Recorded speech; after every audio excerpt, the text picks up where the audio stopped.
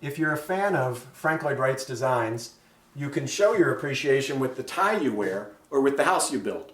Like this one, built in the heart of Glencoe in 1996, long after Wright's demise, but according to many of his principles. It starts with a long overhanging roof and deep eaves, a real horizontal look that pulls the house down to the ground.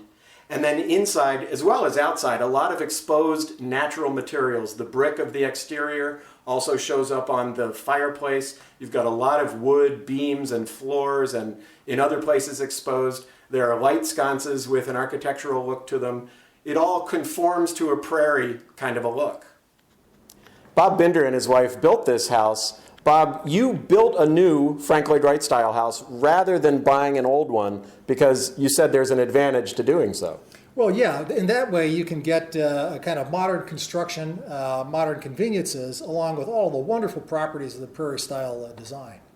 What are some of those properties you like best? The flow and basically the relationship to nature that kind of brings the outside in.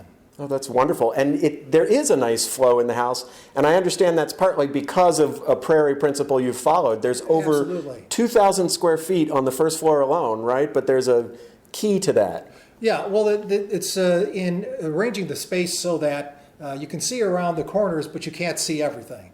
So it's showing a little bit of thigh, but not too much.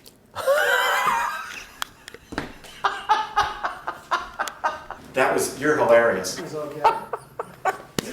A little bit of thigh, but so what you end up doing is partitioning rooms with things like this wall that contains a Roman brick fireplace and divides one room from another, right? You've got the rooms separated without the use of doorways. That's right. And there are only two doorways on this whole first floor, one to the powder room and the other to the laundry room. Another advantage to building new in a Wright style is that you can, for example, get these nice windows that are reminiscent of Wright, but they're energy efficient, which is a wonderful plus. That includes this corner window. This is the sort of thing I've seen in original Wright houses, and it has a terrific effect. It really brings the yard right into the room.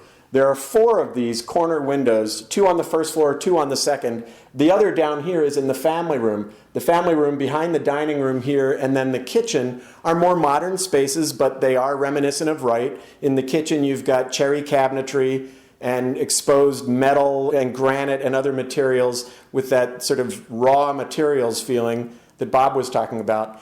Then next to that is something even more modern, a great big laundry room and dog wash. It's big, it's a huge convenience, and it's something you would never see in an original Wright house. But this is something you might have found in a Wright home. Big skylight at the center of the home, bringing daylight down over a large central staircase, and it brings you up to the second floor where most living goes on, and where this large hall is as much living space as it is hallway. Arranged around the stairs are 5 bedrooms. 4 of them have balconies. There's a bedroom here that does not have a balcony, but then the 2 on the front, mirror images of one another, have small walkout balconies under eaves that frame a nice view out over the street. And then here there's a very large bedroom, now used as an office, but could be a bedroom, a playroom, a family room, and it shares a very large deck with the master bedroom, which is here at the back of the house.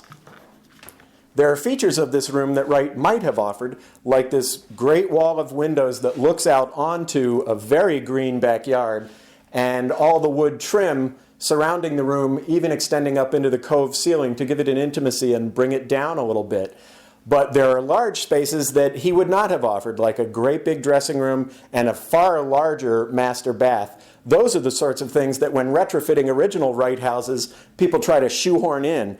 But you've got enough space here to have a real modern-day master suite, and the space extends out onto this balcony. This is the third and the largest of the outdoor spaces on the second floor. Below us is a far larger patio. It arcs around the curve of the rear of the house, spills out into a nice big lawn, and then that same curve is picked up by a privacy hedge. There's more yard beyond, but what the privacy hedge does is it creates an enclosure, or it creates a sense of intimacy as if you're alone here in your retreat. However, your Frank Lloyd Wright house is not alone here in Glencoe. Glencoe has a nice Wright legacy. There's a subdivision called Ravine Bluffs that he designed. There are other structures. Those are all pretty close by, but for this house you could call them distant cousins.